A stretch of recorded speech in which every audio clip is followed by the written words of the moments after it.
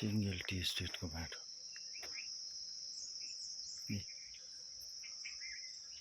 यहाँ हाम्रो सभासद अनुज थापा भाइको बाबा खसेकोमा आएको बाटो यस्तो रहेछ। मेरो गाडी तानेन। ल हेर्नुहोस् यस्तो बाटो छ। बाटोघाटो कहीँ राम्रो छैन। पहाडमा जग्गा जग्गामा यस्तो बाटो छ। अन्त विकास भएकै भन्नु पर्यो।